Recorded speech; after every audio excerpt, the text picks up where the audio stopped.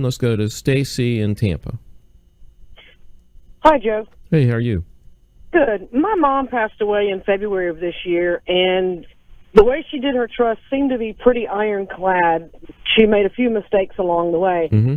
She allowed a young woman to be her trustee of the trust, who was not family and had no personal interest in the trust. Mm-hmm.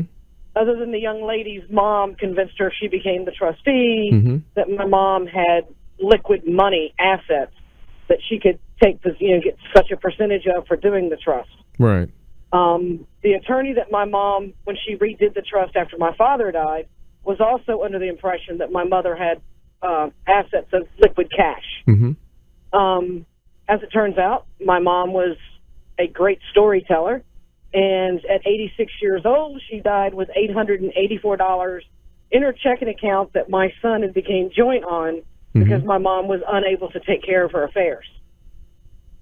Everything else was in the trust as far as what to do, and my son and my two sons did an addendum after the trust, a beneficiary agreement, or an agreement among beneficiaries to settle the property that she had, the house that was paid off, the car and furniture and just stuff like that.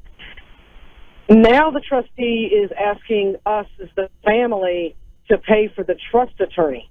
Mm-hmm. When my sons tried to talk to the trust attorney, or I did, we were informed she wasn't our attorney, she was the trustee's attorney. Right. Now there's no money for the trustee to get paid because there never was, and there's no money to pay this trust attorney that this young girl hired. Mm-hmm. Well, I don't think the family is responsible to pay the attorney.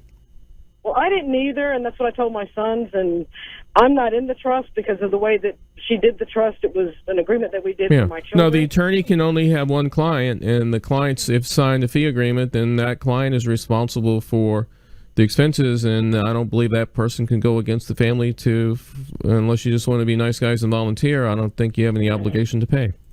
No, because she just sent my sons a letter, the trustee did, a personal letter, stating that they owed her $5,000 for her time, and my 26-year-old No. what do I do with it? Yeah, the attorney, the son can get an attorney to write a response letter that they're not responsible. Yeah, that's what I told him to do, but I just found it odd that we're dealing with a 34-year-old female who was talked into being somebody's trustee, thinking the woman had money and there was no money. Well, listen, you also don't know the honesty of the trustee we're dealing with here. So one way to verify kind of things is to get a copy of the last tax return. Right. That's going to show the income, interest, and dividends should have been reported, and that way you'll know whether you're getting a true picture of the financial assets. Yeah, we got all the taxes for the previous years, and in the last year, that's when my son moved in with her. She had money that my father and her put up over the years. Mm-hmm. And in my father died in November of 15, and from November of 15 until my son moved in September of 16, my mom pretty much blew through money like it was a party. Yeah. She went to Biloxi with 6 of her friends and had quite a time. So in the end, there really, honestly, was no money left. All right, Stacey. All right, but I hope I helped you. All right, thanks. Thank you a lot. All right, bye-bye.